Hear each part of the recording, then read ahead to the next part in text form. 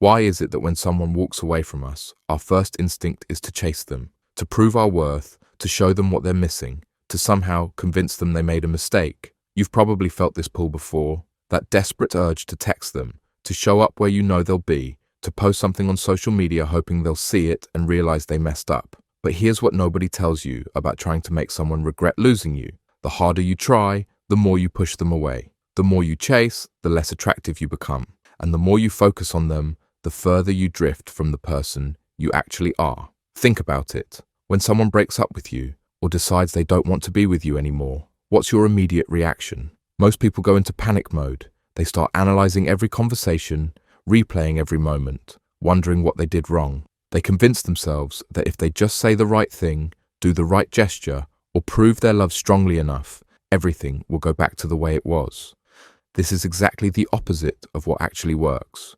The one move that will make her regret losing you isn't what you think it is. It's not grand gestures or desperate pleas. It's not showing her how much you've changed or how sorry you are. It's not even proving that you're better than whoever she might be with now. The move is this: complete emotional detachment from the outcome. I know that sounds simple, but stay with me because this goes deeper than you might realize. When you detach from the outcome, something powerful happens. You stop being the person who lost something and you become the person who chose to let it go.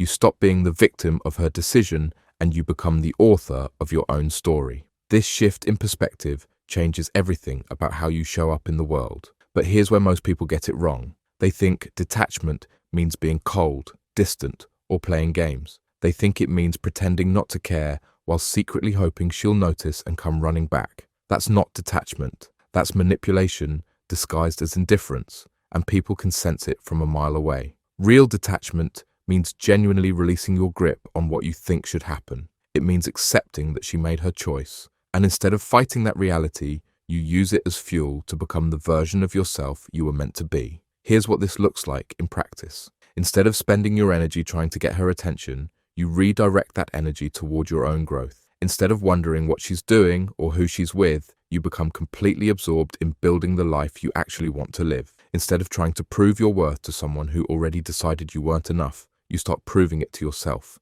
This isn't about revenge. This isn't about showing her what she lost. This is about remembering who you are when you're not defined by someone else's opinion of you. Think about the most attractive people you know, not just physically attractive, but genuinely magnetic people. What makes them compelling isn't their desperation for approval or their need to be chosen by someone specific. It's their completeness. It's the fact that they're fully engaged with their own lives, pursuing their own goals, and genuinely happy with or without a romantic partner.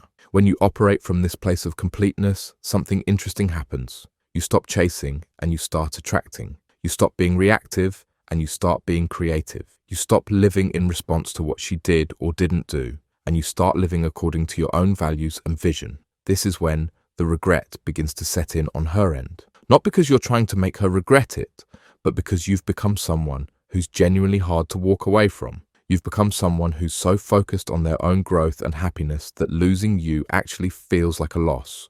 But here's the thing you need to understand. By the time this happens, you might not even want her back anymore. Because when you truly detach from the outcome and focus on becoming your best self, your standards change. Your perspective shifts. You realize that someone who could walk away from you so easily might not have been the right person for you in the first place. This is the paradox of detachment. The less you need something to happen, the more likely it becomes. The less you chase someone, the more attractive you become. The less you try to control the outcome, the more control you actually have over your own life. So what does this look like day to day? It means you stop checking her social media. Not because you're trying to prove a point, but because you genuinely have better things to do with your time. It means you don't respond to her texts immediately. Not because you're playing games, but because you're actually busy building something meaningful in your life. It means when mutual friends mention her, you genuinely wish her well, without any hidden agenda. It means you start dating other people when you're ready, not to make her jealous, but because you're open to new connections and experiences. It means you take all that energy you were putting into missing her and redirect it toward your goals, your health, your friendships, your passions. You become someone who's so engaged with your own life that her absence stops feeling like a void and starts feeling like space for new possibilities. This is when people start noticing the change in you. This is when friends start commenting on how different you seem, how much more confident and centered you are. This is when new opportunities start showing up in your life because you're finally available for them. And yes, this is often when she starts to wonder what happened to the person who used to chase her. This is when she starts to regret walking away from someone who's clearly thriving without her. But by then, you'll have learned something valuable. You'll have learned that your worth isn't determined by whether someone chooses to stay in your life. You'll have learned that the right person won't make you chase them or prove your value. You'll have learned that you can be complete and happy all by yourself, which makes you infinitely more attractive to the right person when they do come along. The most powerful position you can be in after a breakup isn't the position of someone trying to win someone back. It's the position of someone who's genuinely grateful for the clarity, someone who sees the ending of that relationship as the beginning of something better. This doesn't mean you pretend the relationship didn't matter or that you weren't hurt. It means you honor what it taught you, take responsibility for your part in how it ended, and then use all of that wisdom to create something better moving forward. The one move that makes her regret losing you is becoming someone she never knew you could be. Someone who doesn't need her validation to feel valuable. Someone who doesn't need her presence to feel complete. Someone who's so focused on building an amazing life that losing you actually feels like losing access to something special. But remember, you're not doing this for her. You're doing this for you, because you deserve to be with someone who sees your value without you having to prove it.